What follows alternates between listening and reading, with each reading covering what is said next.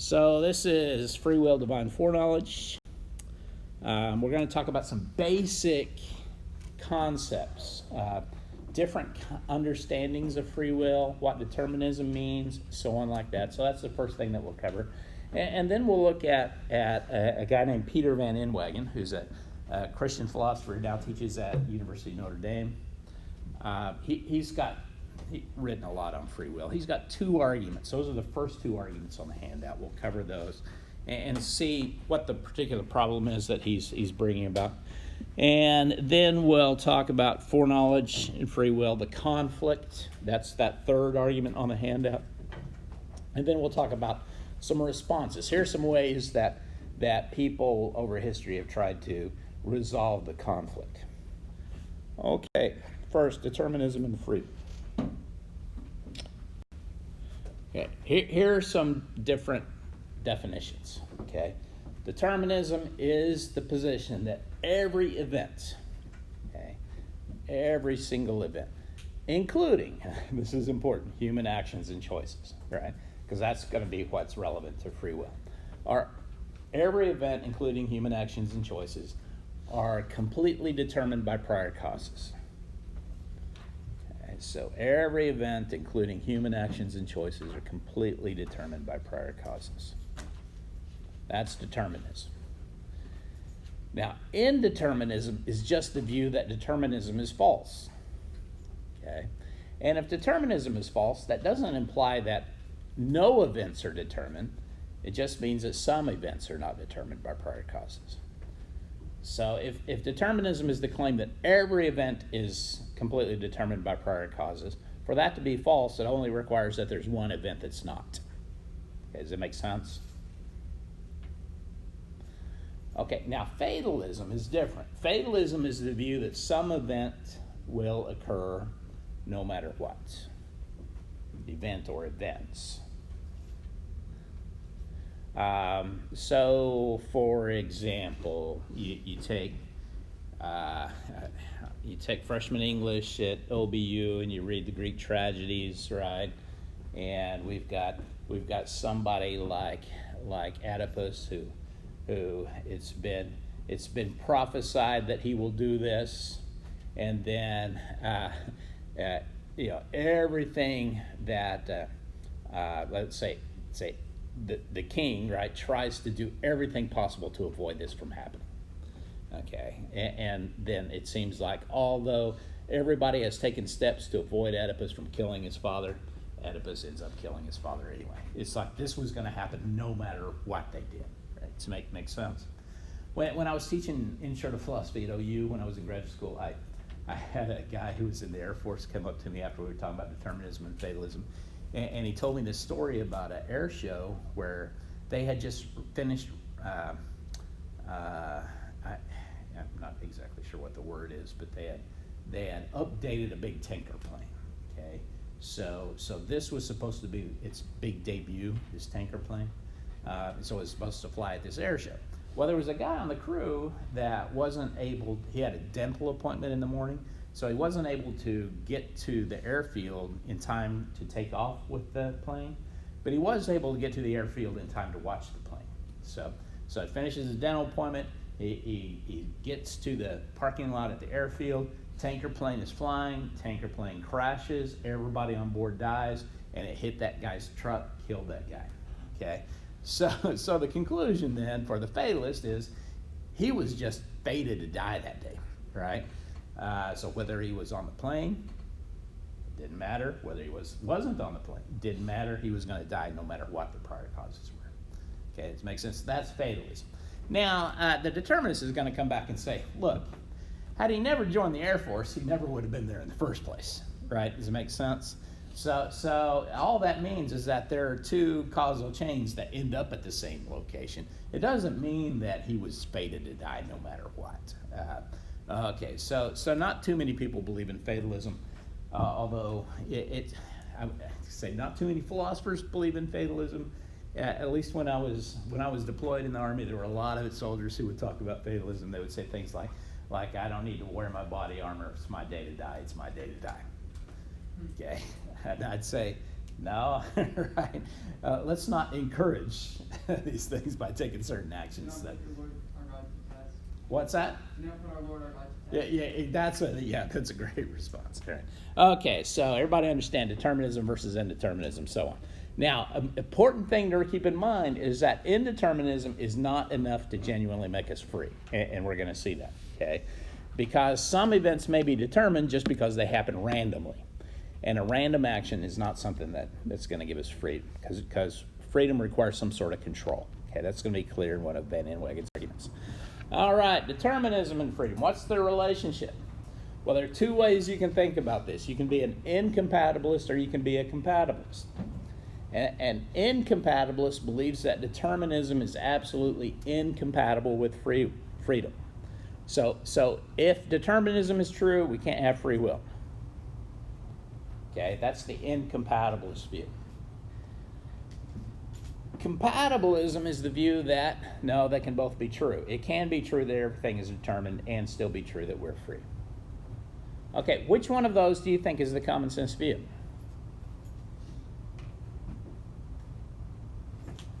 Incompatibilism or compatibilism?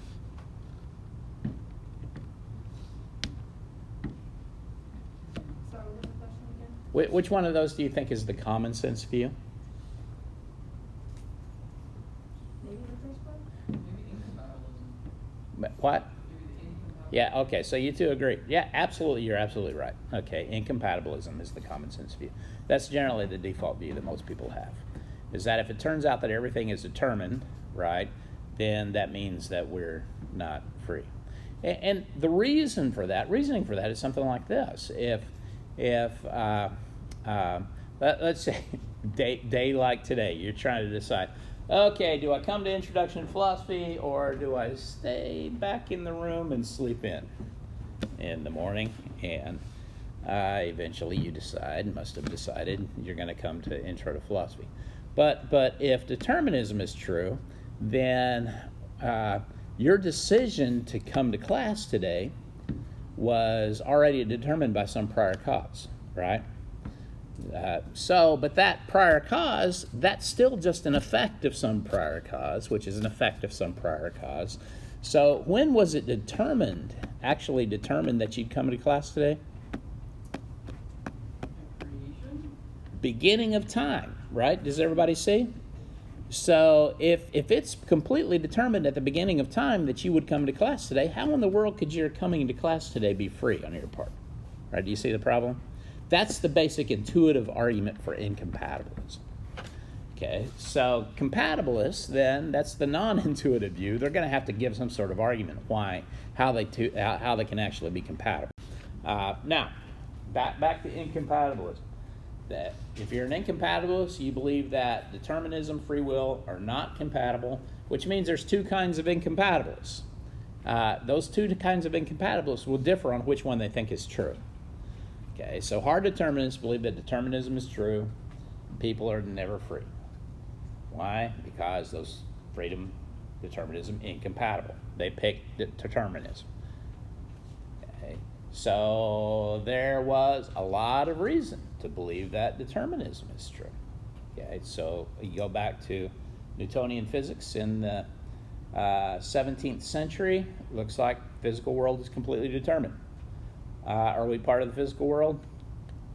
Well, we have bodies. Okay, we're part of the physical world. The physical world looks like it operates in a completely deterministic fashion. Therefore, our choices are determined. Therefore, we're not free. Okay, that's the hard determinist line. Libertarians, on the other sense, we'll talk about libertarianism in a different context in the future when we talk about political philosophy. This is not about politics, right? This is about metaphysics. Metaphysical libertarianism is the view that we are at least sometimes free, therefore determinism is false. Now, the libertarian does not have to believe that everything that we do is free. Okay? So you may be manipulated, you may be controlled or something. Maybe you're hypnotized and you're not acting freely anymore. You're not responsible for your action. But the libertarian believes that it's at least possible for us to act freely, therefore determinism has to be false. Now, both of those two agree on one thing, that determinism is incompatible with free will. Questions? No, nothing interesting so far. Just definitions of concepts, really. Yeah.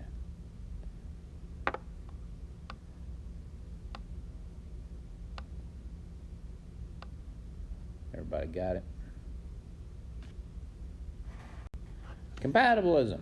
So compatibilists say, nope, determinism is in fact true, but we're still at least sometimes free.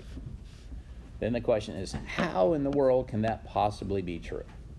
Well, the only way we can make sense out of that compatibilist claim is that compatibilists must mean something different by what they mean by free. Okay, can't be the same thing. So it turns out incompatibilists and compatibilists have a different definition of freedom.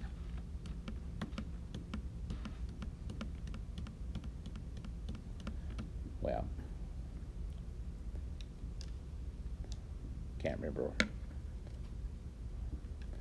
these slides that I made up just this morning, but I assume the next one is going to tell us what those definitions are. So how would you define freedom? That's that while I'm stalling for people to finish right. I mean, you could talk about physical freedom as in the ability to move or do or perform things. Okay, good. Now, is that compatibilist or incompatibilist?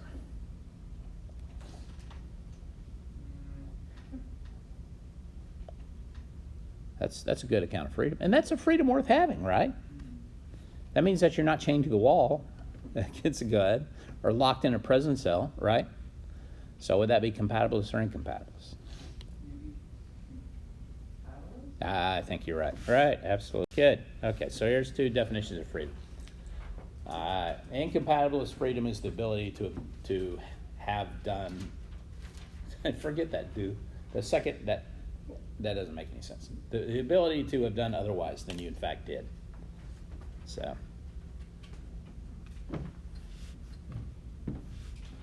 yeah. I'll say it again so you don't write down the incoherent sentence that's up on the slide. The ability to have done otherwise. Okay, so for an incompatibilist, your coming to class today was free if you could have stayed in your room, right? Or gone somewhere else. So you had to have the ability to have done otherwise than what you in fact did. Notice that's incompatible with determinism. Okay? So, because the determinist believes that everything that you do is completely determined by prior causes. So given what the prior causes were, it was impossible for you to do anything else, right, if determinism is true. So you never have the ability to have done otherwise than what you in fact did, if determinism is true.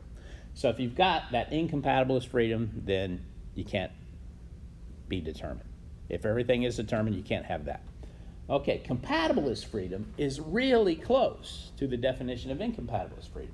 It's just that they add a little bit extra. And that means it's the ability to have done otherwise if you had wanted to. Okay? So you could have done otherwise had you wanted. That means the only time you're not going to have compatibilist freedom is if you can't do what you're restrained from doing what you want. Again, chained to the wall, right? You can't leave the room. You may be perfectly happy being chained to the wall and you're doing exactly what you want. You'll just want to stay here for a while, right? But even if you had wanted to do something else, you couldn't because you're chained to the wall. Or you're locked in the prisoner cell. The prisoner can't leave even if the prisoner wants. Okay, does it make sense? So that means that compatibilist freedom is really just freedom from external restraint or external compulsion. Okay? So that it's just being externally restrained that keeps you from being free. Okay, all right, makes sense. You can think of like a weather vane. The weather vane, is the weather vane free in the sense of it can move around freely? Yes, right? As long as it's not rusted in place. Okay, does the weather vane get to decide where it points? No. Okay, so it's completely compatible with determinism. The reason why this ability to do what you want is completely compatible with determinism is because the compatibilist thinks your desires are probably determined. You're just acting on a desire that you have, but as long as you're acting on your desire, not somebody else's desire, right, you're free. It doesn't matter. So God could completely determine your actions just by giving you this strong desire. Does it make sense? But on a compatibilist account, even if God were to do that, you'd still be free. Okay, everybody understand? Okay, completely compatible with determinism. All right, so why is this important? This stuff about free will and determinism. Well, I mean, it's important from a practical perspective because we blame both ourselves and other people for either doing something or not doing something. We hold ourselves and we hold other people morally responsible. Okay, so there's a relationship between this notion of when blame is appropriate and when people are morally responsible. They completely overlap.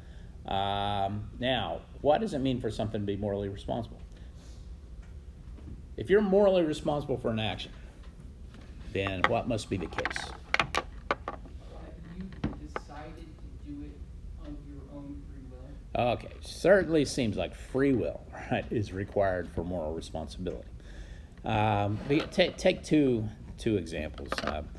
Let's say, I'm violating all the social distancing rules and walking right over by her, and I slap her on the face. Okay, I mean, is she going to hold me morally responsible for that? Is she going to blame me for that? Yeah, absolutely.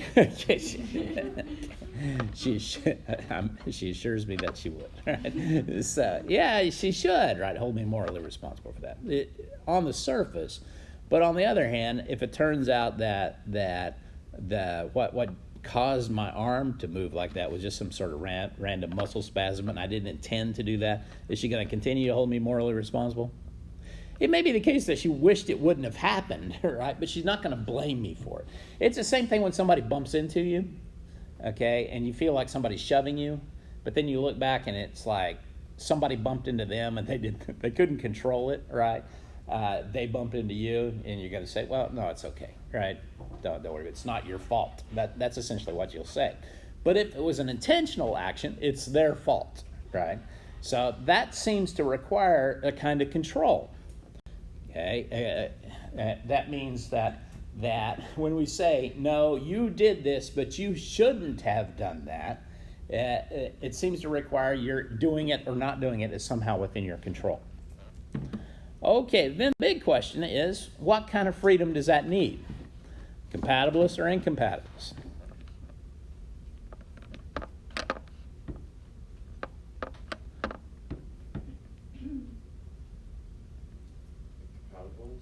What?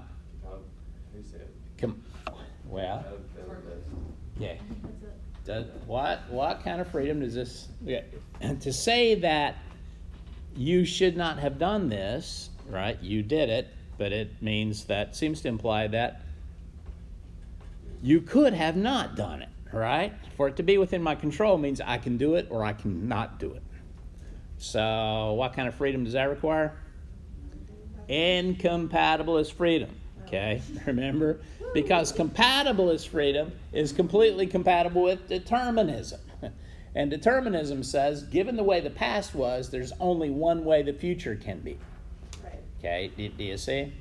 So if it's got to be possible for me at a particular moment to either do something or not do something, that means that my action can't be completely determined by past causes. Okay, got it? So it seems to require incompatibilist free will. But just think about it. I mean, how would you try to avoid responsibility for something? You would come back and you say, look, I had no choice, right? I couldn't have not done it. And that can come in really useful for people, right? So you could say, let's say after next week, right, all the midterm exams will be over, and your parents call you up and say, hey, how are your grades doing? And you say, well, making an F, an intro to philosophy. And your parents get mad, and you say, wait, all right? I say, well, why did you get an F? Well, I didn't go to class very much, didn't study. And then they start blaming you for that. And you say, look, it's not my fault. The reason I'm such a bad student is because you raised me a particular way, all right? So whose fault really is it that I have these poor study skills? It's not my fault, it's your fault. But no, don't worry about that. It's not really your fault because your parenting skills were just a result of how your parents raised you, so that's not really your fault either. Can't blame them, right? Because the way that they did it is it's just the result of prior causes. Whose fault is it ultimately? God. And who are you to blame the Almighty God for making the choices that God did, right? Okay, so notice, believing in determinism can really, it's incompatible with moral responsibility. There's a lot of times when we don't want to hold ourselves morally responsible, right? So that can be an easy out. The problem is that we want to hold other people morally responsible, so we still need determinism to be false. Now, don't try that with your parents, no matter how bad your grades are. Okay, so let's look at these two arguments from Peter Van Inweg. Okay, they're on the handout. So, did everybody get a copy of the handout? Yep. So, consequence argument. Van Inwagen says, if determinism is true, then our acts are the consequences of the laws of nature and events in the past. Okay, true? Yes, absolutely. So if determinism is true, then everything that we do is a result of the way the past was plus whatever the laws of nature are. Okay. Number two, it's not up to us what went on before we were born. Correct? I've got no control over what happened before I was born, so that has to be true. Number three, it's not up to us what the laws of nature are, right? That's up to God. Okay, that's not up to me. I don't get to decide what the laws of physics are. So then Van Inwagen says, if something, A, is not up to us, and A entails B, if B logically follows from A, then B is not up to us. Does that seem true? Yeah, absolutely, right? So if A is not up to me, and A completely determines B, then B is not up to me either. I can't change that, okay? So he calls this a no-choice principle. We really have no choice. Now, so that means if determinism is true, then our acts are not up to us because our acts are completely determined by the way the past was, which is not up to me, and the laws of physics, right, which are not up to me. So if determinism is true, then we're not free. Okay, so that's essentially an incompatibility argument. It's an argument for incompatibilism. If determinism is true, that's incompatible with our being free. We're not free. Okay, make sense? Okay, so easy argument. It's a really plausible argument. This is called the mind argument. It doesn't have anything to do with the mind, okay, except that there's a journal, a philosophy journal called Mind, and that occurred in that journal. That's why it's traditionally called the mind argument. Now, this one says if an act is not determined, it's uncaused. Okay? So determinism says that events are determined by their prior causes. Well, if something is not determined, then it doesn't have a prior cause. That's the claim. So if it's not determined, it's uncaused. Uncaused acts are the result of chance. What else could they be the result of? Right? They don't have causes, so they just happen. It's just by chance. Now, if something happens just by chance, it's not under the control of anybody. So again, imagine that I'm walking by her, arm jumps out, slaps her across the face. It's a result of some random muscle spasm. Okay, some neuron just randomly fired in my brain, caused it to happen. Okay, did I have control over it? No. All right, so something like that. Okay, 4, if an act is not under control of anybody, it can't be free. Okay, in order for it to be free, it's got to be under your control. So it follows from that, validly, if an act is not determined, it can't be performed freely. Okay, everybody's follow that argument? Now, this seems to put us in a problem. Determinism is either true or false. Okay, that's got to be true. Determinism is either true or it's false. Either way, it looks like we're not free. Okay, do you see? If determinism is true, then the consequence argument holds, we're not free. If determinism is false, then the mind argument holds and we're not free. So what we get is either it's all completely caused by prior events or it's random. Either way, we're not free. Okay, I'm not persuaded. Okay. Van Wagen he's not persuaded either. He thinks that we do have free will. He thinks it's just something completely mysterious. I'm not even to that point. So I think a problem here is that mind argument assumes that determinism being false means that something is uncaused. Okay, that could be true, right? Random events are uncaused and they're not free, but there may be other ways for determinism to be false instead of just having something that's uncaused. Okay, maybe it is caused, but it's caused by me. Okay, it all depends on where does that original chain of causation start.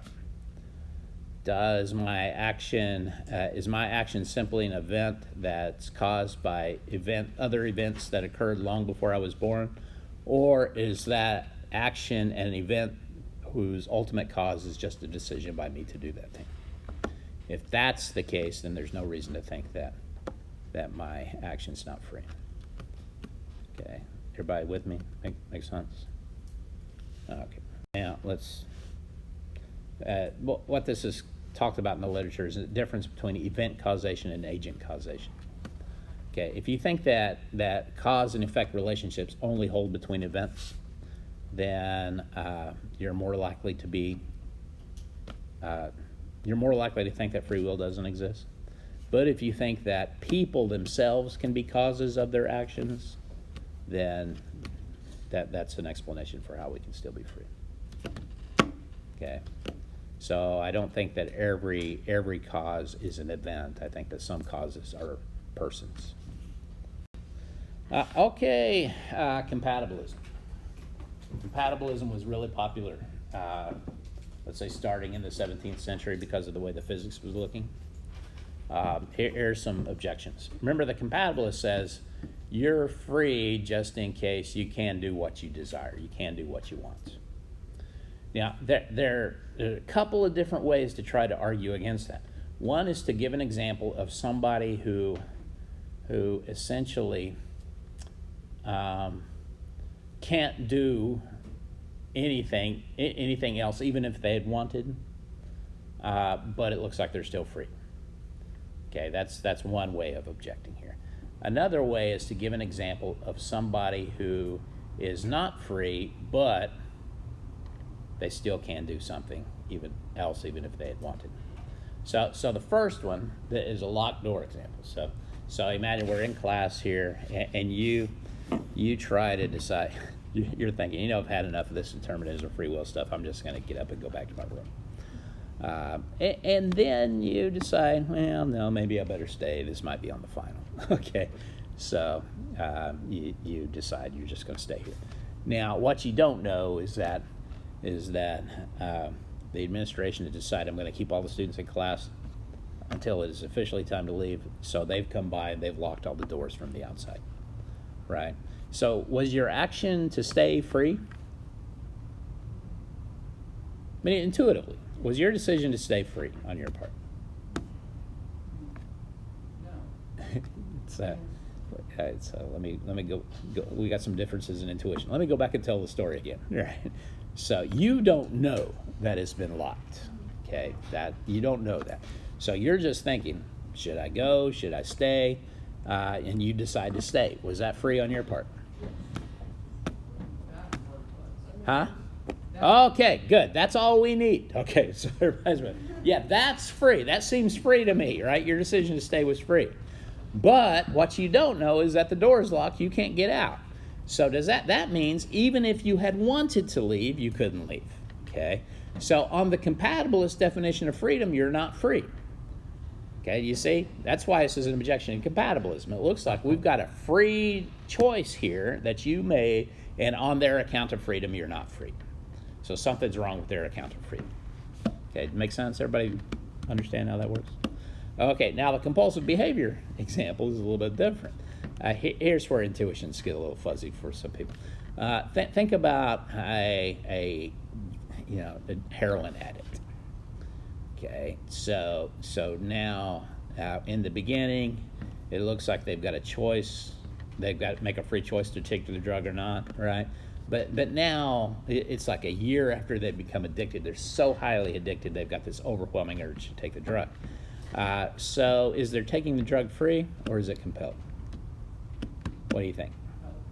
I think it's compelled. Okay, everybody with me?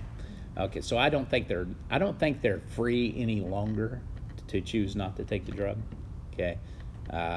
Now again, what motivates it? They've got an overwhelming desire to take the drug. So the compatibilist says, oh, they're free just in case they could have done otherwise had they wanted.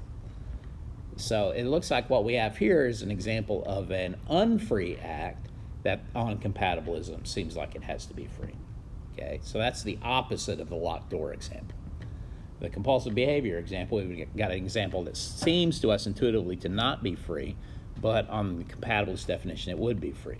The locked door example, we've got a case where it seems like that is free, but on compatibilists it wouldn't be free.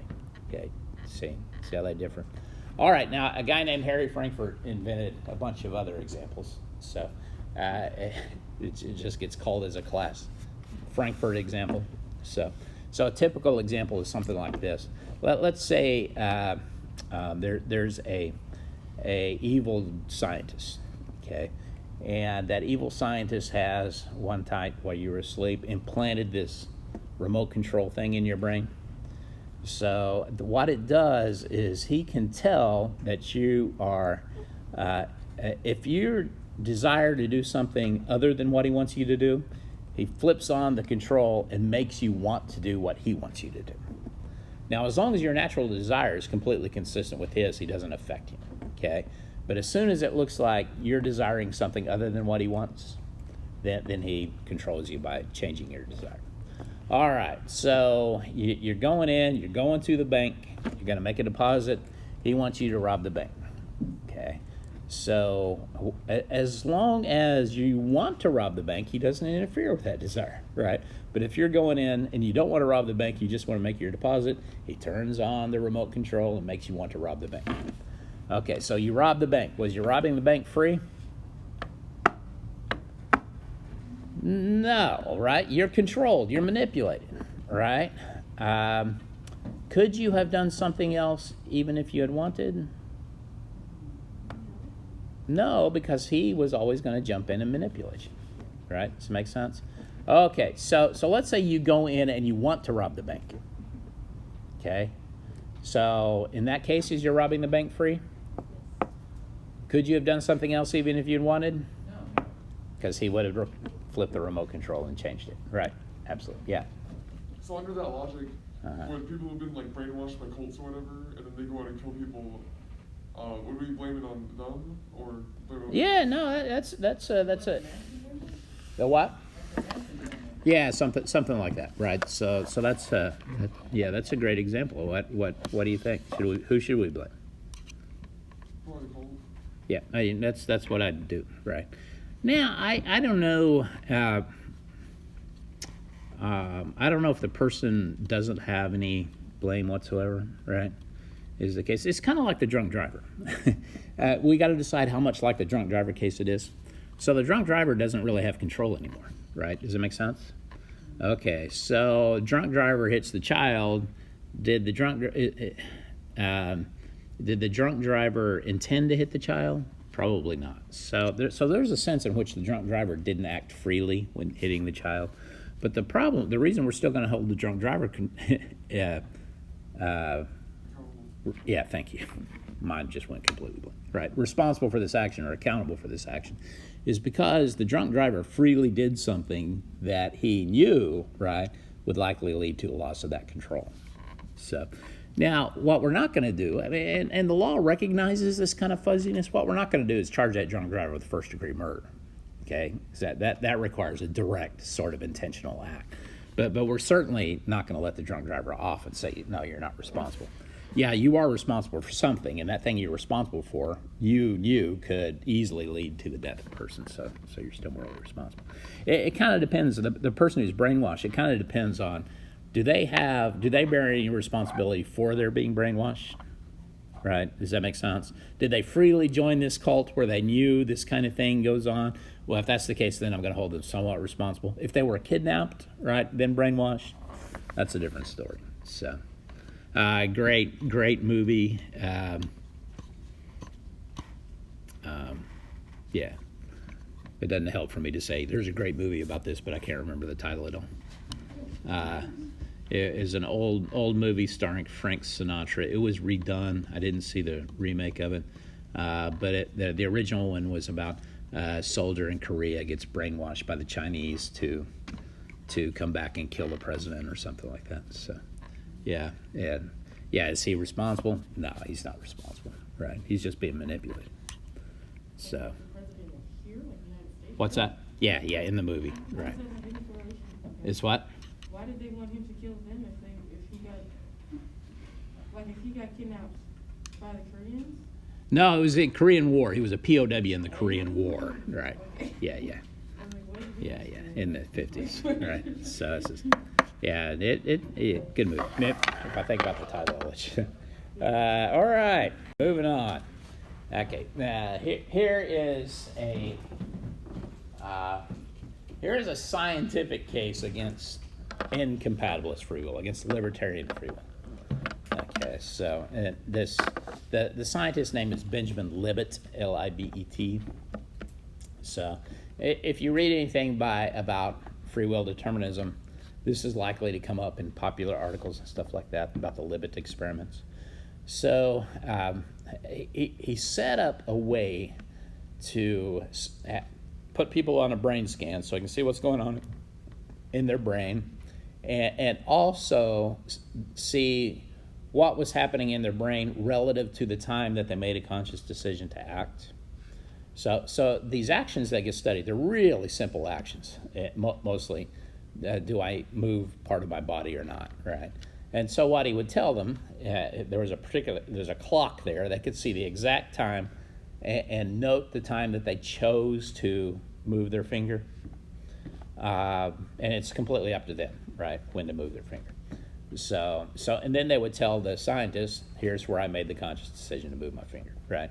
Well, it turns out that there is a kind of brain activity that occurs before they make the conscious choice. So the conclusion is it's that stuff that's going on in the brain that determines that they're going to move the finger, right? Not their conscious choice. Okay. A lot of people think that means that we don't have free will. It's already happening, right? That the event is already happening before we even make the decision to. Now, in my opinion, there's lots of problems with this study. One is what happens in the brain doesn't seem to be something that determines. Every time you have this thing in the brain, it's not necessarily the case that you move your finger. What it looks like, what goes on in the brain is something's going on in the brain that sort of happens every time that we make a conscious choice, right? Which just means, okay, this is what it means to make a conscious choice. So certain parameters have to already be in effect before we do it. Now, the biggest problem that I have with the experiment is that it looks like every time that they would do this, they'd see this brain activity. On about 60% of the time, they were able to predict that the person would move the finger. So, I mean, my response there could be, well, if that's determined, maybe we only act freely about 40% of the time, right? Does that make sense? So, and actually, I believe that most of the time we're not free. Okay, when we act, we don't act freely. We just get pushed along by our desires.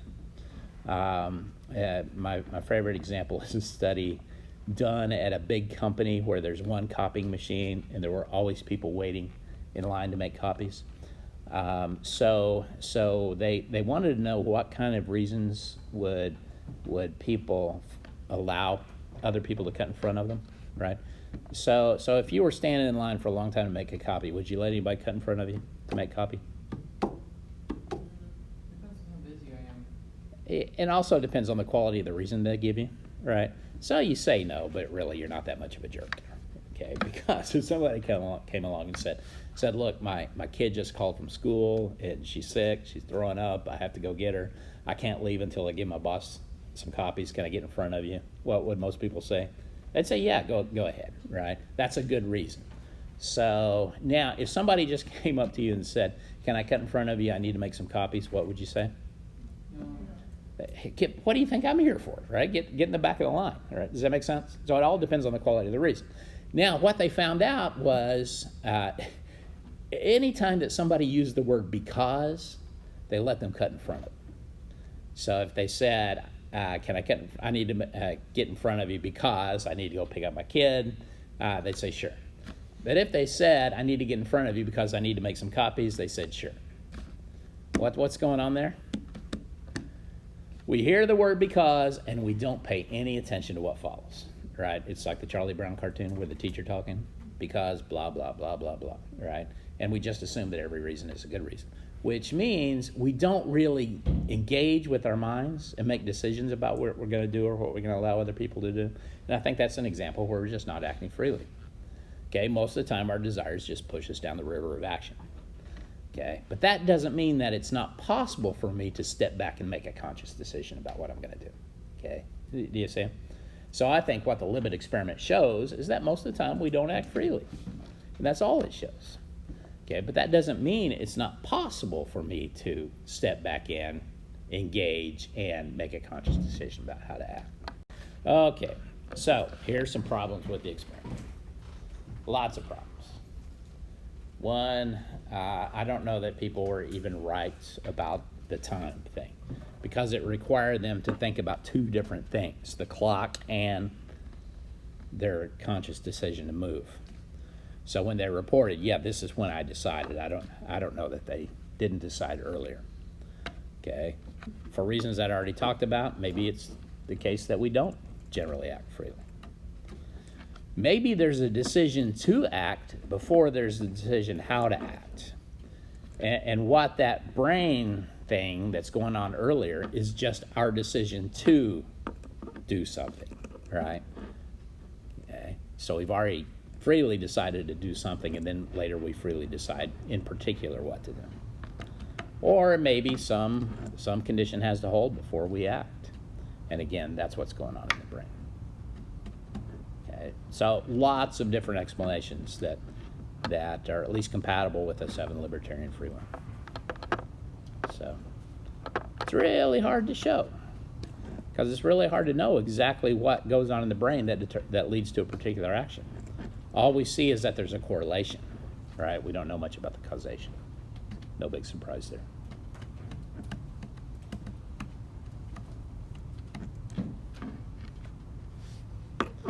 Okay, now, do I have any evidence that I do in fact act freely? Well, I may not have any scientific evidence, but I do have evidence of my introspection, right? It sure seems to me that I do have some things are within my control. And that means I'm going to need a lot of evidence to show that that's not really true. So, okay, divine foreknowledge, free will. This argument's on your handout. This is the big long argument. Okay. Now, okay, premise 1, I've got free will only if it's possible for me to do otherwise. So what kind of free will are we assuming?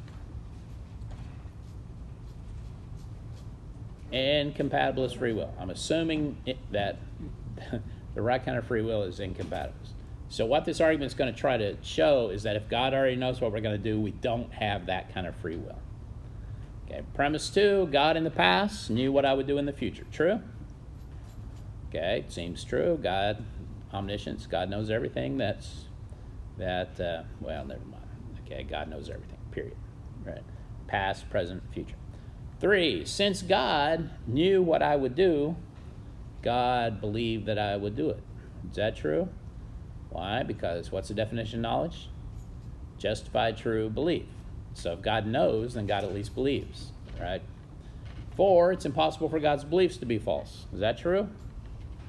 If God had a false belief, God would not be omniscient. So omniscience requires that God believes all and only the truths. It's impossible for God's belief to be false. Number 5, it's impossible to change a past. Is that true? Okay, so we may regret what we did, but we can't go back and fix it. Okay, it's done, it's over, it's past. So impossible to change the past. And you could retroactively change what is written about the past or context.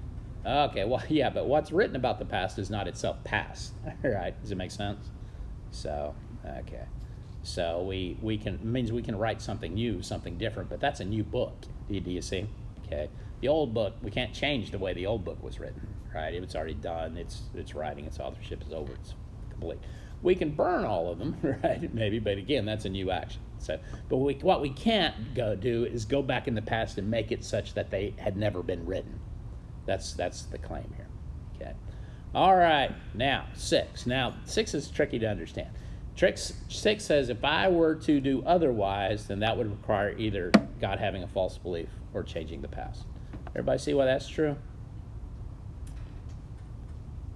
What do you mean by if I were to do otherwise? What's that? Otherwise than what I did. So let's say, okay, this morning what I eat for breakfast? I ate my Quaker Oat Square cereal for breakfast. All right. Now my mother-in-law, who lives with us, much to my consternation, has some Honey Nut Cheerios right by my Oat Square cereal. Okay, so now I made a choice this morning which cereal to eat, right? So I could either eat the Oat Squares or the Honey Nut Cheerios. I ate the Oat Squares. Now God believes that I would eat the Oat Squares, right? God had that belief from when? Forever, right?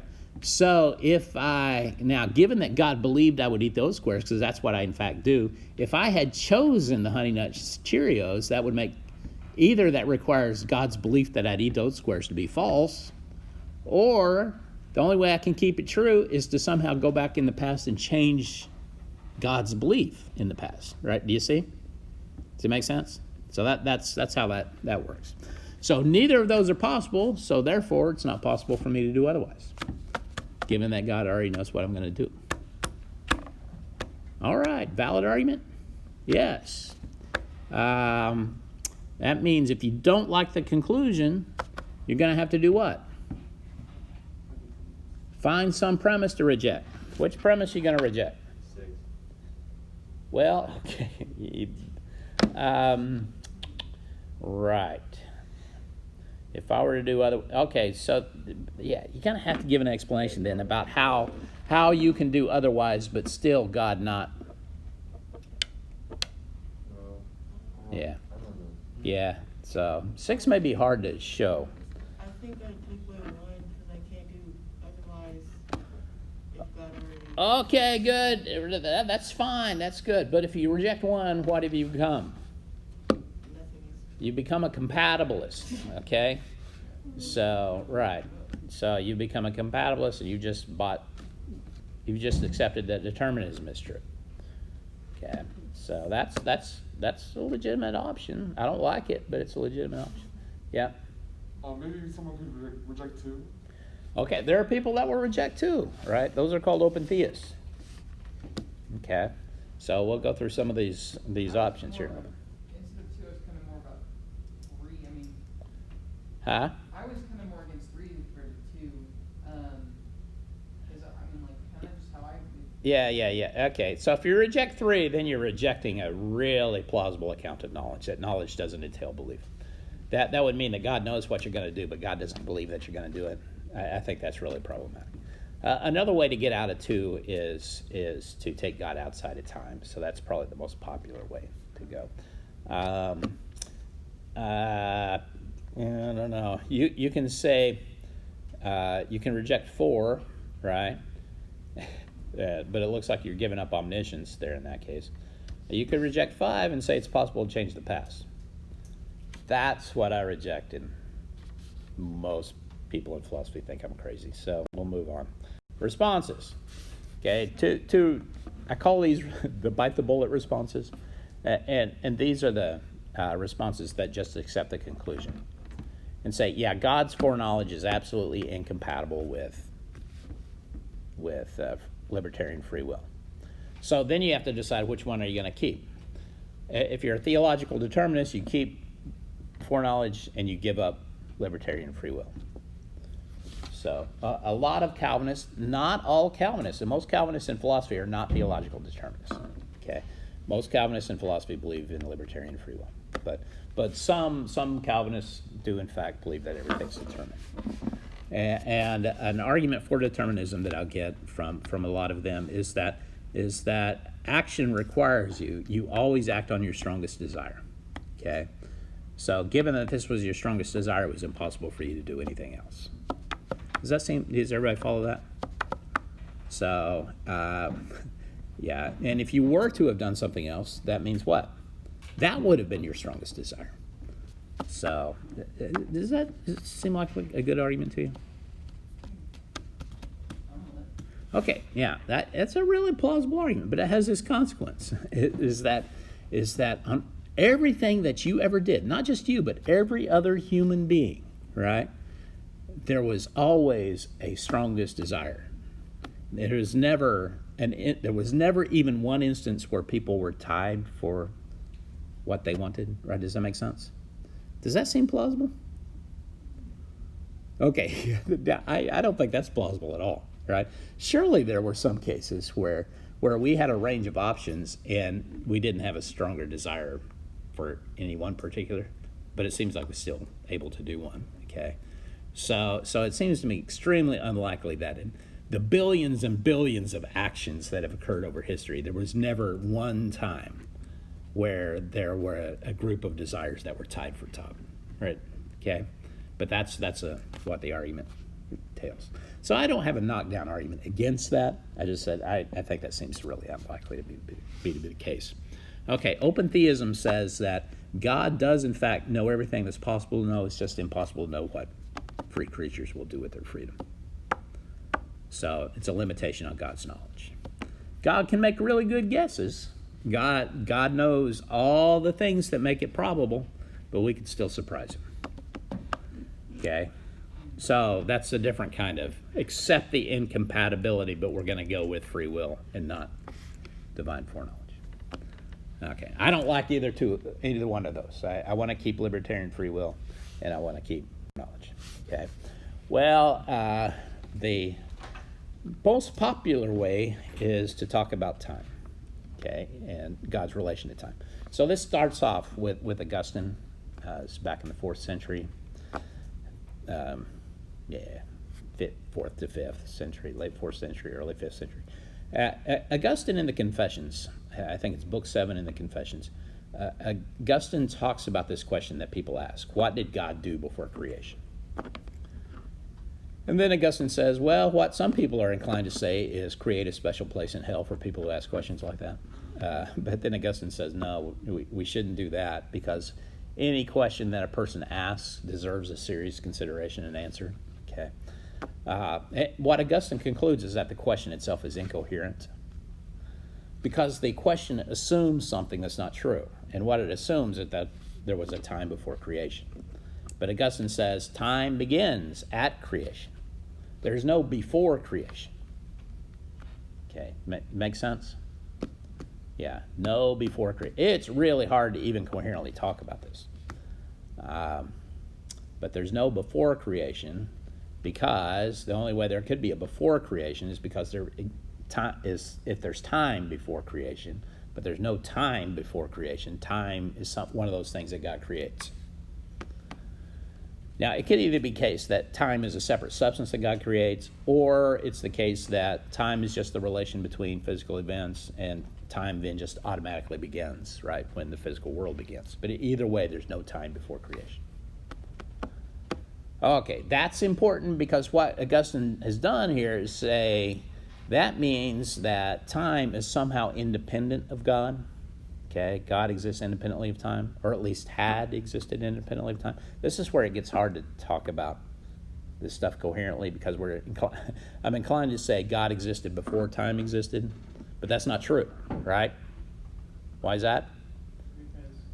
Because you can't use that word before, right, outside the scope of creation. Okay, makes sense? There's no before creation. God existed independently of time. We can say that in a sense, but we can't it's really hard to say it in a way that doesn't imply that there's a time before creation. Okay, so that's just our problem. We don't have the language to communicate this. Well, later comes a guy named Boethius, and Boethius uses this to sort of get out of the foreknowledge problem. This is in a work called The Consolation of Philosophy. Boethius was, this is a good exercise in logic. Boethius he's a Christian. He's an extremely influential person in the Roman Empire. This is the Roman Empire when the emperor is one of the Goths, right? So it's after the official fall of Rome. Well, Alaric, the emperor, suspected some Roman senator of being a traitor. And Boethius wants to come to the senator's defense. And what Boethius said is that if that guy is a traitor, then so am I. Assuming that the emperor is going to conclude, oh, you're not a traitor, so this guy must not be either. Okay, but instead, what the emperor reasoned, is perfectly valid reasoning, is, well, since that other guy is a traitor, you must be also, right? So they put Boethius in prison. He was executed by two really strong guys wrapping a cord around his neck and pulling on that cord until his eyes bulged, it popped out of his head. He was strangled with them. Okay, that's, yeah, great. Gory philosophy story number 1 for this semester. So maybe I'll tell you some others later. So what Boethius concludes is that God knows everything, but God doesn't have foreknowledge. Okay? So actually what Boethius rejects is that premise. What's the premise? God in the past, number 2, knew what I would do in the future. God knows what I would do, what I will do, but God doesn't have those beliefs in the past. Why? Because God has no past. There is no past for God. God's eternal. God exists outside time. Okay, make sense? So here we have the, let's see if I can draw a picture here. But isn't eternal like a time word? Yeah, no, okay. I'll come back to that. The last bullet point, I think, on that is going to be something. So let me see if I can draw a little picture about this. Here's us. We're let's say here's a timeline, past, future, right? That marks the present. So we are right here at the present. That means looking this way is the future, looking that way is the past, right? So from our perspective, there's future, there's past, there's present. But Boethius imagines God is completely outside this timeline, and God's looking at it all at once. So there's the divine now for God, right? So does that make sense? That's sort of the view, okay? Because foreknowledge, now, God knows everything that's going to happen down here, but the only way you can have foreknowledge is that you're in the timeline, right? You have knowledge of the future, but there's only future from our perspective. You see? From God's perspective, there's no future, there's no past. Yeah, God knows everything, but God knows everything all at once. It's not like he's knowing something that hasn't occurred from God's perspective yet. God sees everything as if it's in the present. Now, that's hard to understand because that's really complicated, right? We can't. What's? No pass. Yeah, no pass on that account. No. All right. God experiences what? Why does he have no foreknowledge? What is he what? Why does he have no foreknowledge? No. Yeah. So God experiences everything in that present should have like a capital P, right? It's not our present, right? It's God's divine now. So what we get here is this distinction between in philosophy eternal versus everlasting. So this is a big argument in philosophy of religion. Is God eternal or is God everlasting? Eternal means outside time. Does God exist outside time? Everlasting means in time but for all time. Okay? So if God is everlasting, then God, there was never a time that God didn't exist, but God exists in the timeline just as we all do. Okay? Does this make sense? So a big disagreement. Probably most people are on the eternal side. I'm on the everlasting side. There are a few people there, okay, for various reasons. One guy, William Lane Craig, has a view that I think is really good, and that's God is eternal until God creates. then once God creates, God's in time like all the rest of us. Okay, so I think that's good. Here's another view, Molinism. So then once Yeah. the end of creation, so like after like the new creation, would you prefer to be eternal or that is maybe? Oh, and yeah, I don't know, right? Here's an issue. I mean, the only evidence we have for this stuff is what Scripture contains, but Scripture doesn't really help us with the metaphysics. Okay, you understand? So, and I figured that out when I was in seminary, because my seminary systematic theology text would say things. Here are the attributes of God, and it would say God is omniscient. Then it would have a bunch of proof texts for that. And then when it got to God's relation to time, it said God is eternal, God is outside time. Then it had a bunch of proof texts. Well, I'm sitting in class, I looked up all those verses, and I said, well, those verses, all they mean is that there's no time at which God doesn't exist, right? So it really doesn't settle the issue. Yeah. So when it comes to what time is going to be like in the new creation, I don't even think that Scripture can tell us what the new creation is going to be like, right? It's trying to explain what's really unexplainable to us. That's one reason why all those talks about the future. I mean, we can get some sort of idea, but it's not something that we can really comprehend from the position that we're in now. I mean, it's not Scripture's fault, it's our fault, right? We're unable to understand that stuff. So that doesn't mean that we can't understand anything, but I can't really tell you what it's going to be like to be in heaven, right? See? Yeah, I think that's the case. All right, Molinism. The Molinist says God knows what you would freely do in any situation that could ever occur. Since, okay, God knows what you would freely do in any situation, and God places you in that situation, God knows what you will freely do in the future. Okay, it's no big deal. God knows what you would freely do.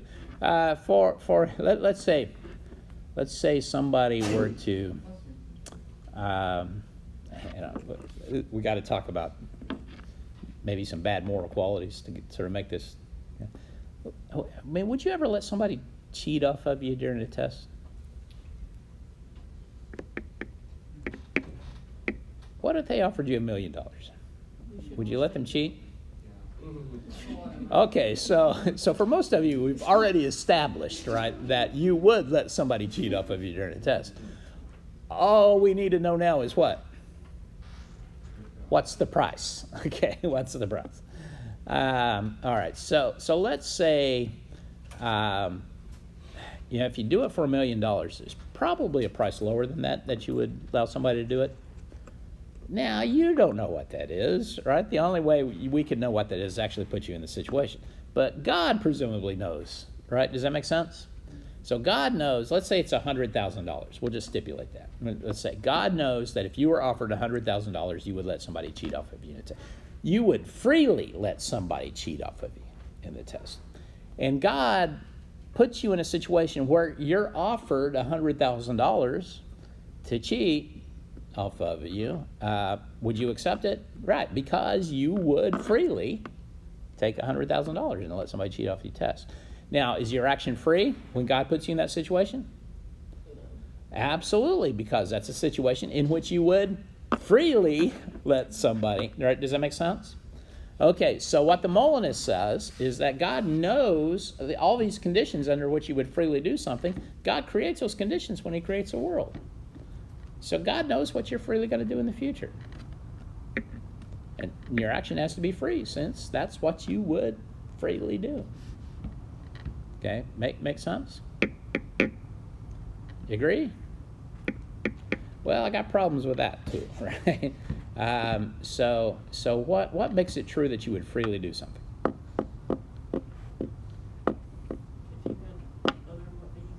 Because what?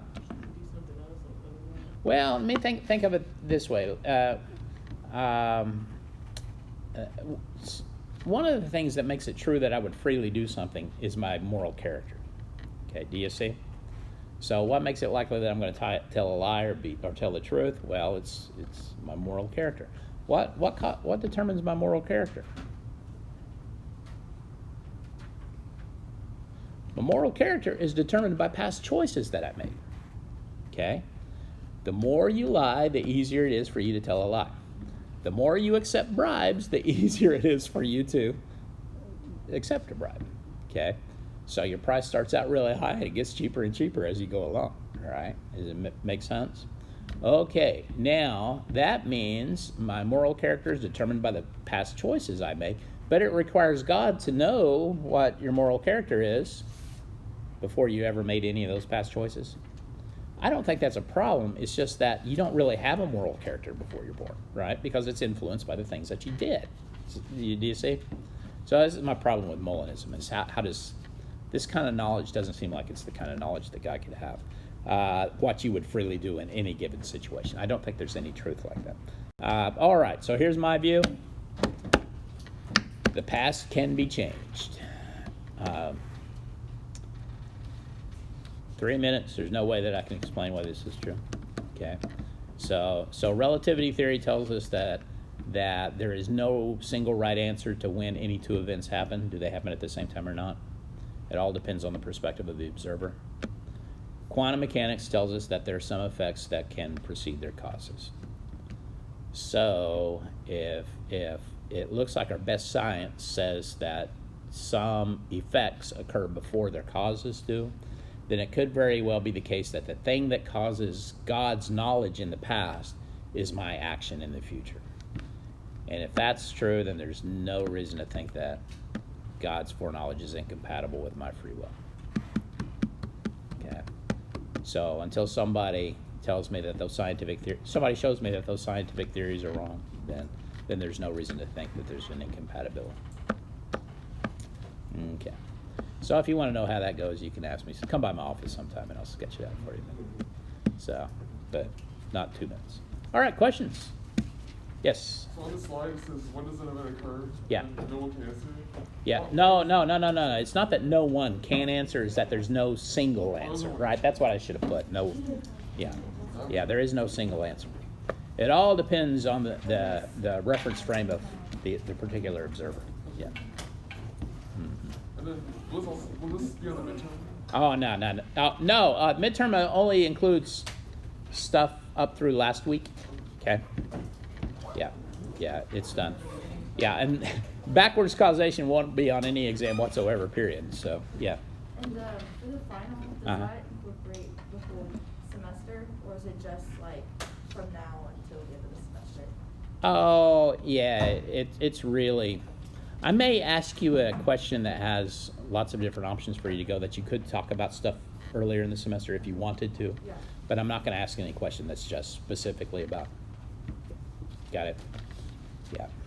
So the exam's not... None of the exams are officially cumulative, but it's like this one that says, give me the best argument for the existence of God. I may give you an option like that where you say, talk about the subject that you thought was most important or something. That depends on you. But again, tell me what you remember. Don't tell me about something. So it's your choice. Okay, any other questions? Good. I'll see you on, Tuesday. Yeah.